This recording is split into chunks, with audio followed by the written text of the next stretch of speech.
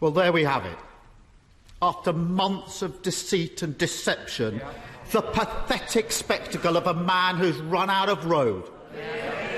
His defence that he didn't realise he was at a party. It is so ridiculous that it's actually offensive to the British public. He's finally been forced to admit what everyone knew, that when the whole country was locked down, he was hosting boozy parties in Downing Street. Yes. Is he now going to do the decent thing and resign? Prime Minister. Well, Mr. Speaker, it is... Hancock when? I think somebody will be going for an early cup of tea as well.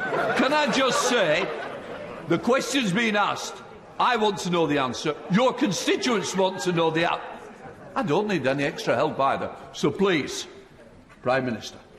Well, Mr. Speaker, I appreciate the point that he's making about the event that I attended. I want to repeat that I thought it was a work event, and Mr. Speaker,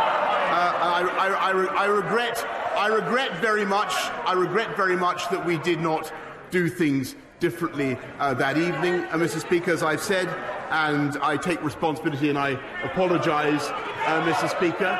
But as for his political point, I don't think that he should preempt the outcome of the inquiry, and he will have a further opportunity, Mr. Speaker, I hope, to question me as soon as possible. Keir Starmer. Well, that apology was pretty worthless, wasn't it? Let me tell him why this matters. Yesterday, in this chamber, honourable members told heart-wrenching stories about the sacrifices people across the country were making.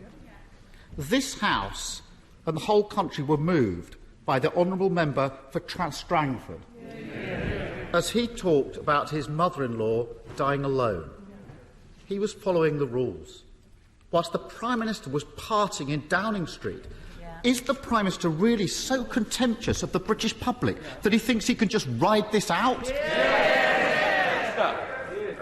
Mr. Speaker, I heard the testimony of the honourable member opposite, and I echo his sentiments. It was deeply moving. Nobody who heard that could fail to have been moved. And I know that people up and down the country made huge sacrifices throughout this pandemic, Mr. Speaker, and I understand the anger, the rage that they feel at the thought that that people in Downing Street were not following those rules. I regret the way the event I have described was handled. I bitterly regret it and wish that we could have done things differently. And I have and will continue to apologise for what we did. But, Mr. Speaker, he must wait for the inquiry, which will report as soon as possible.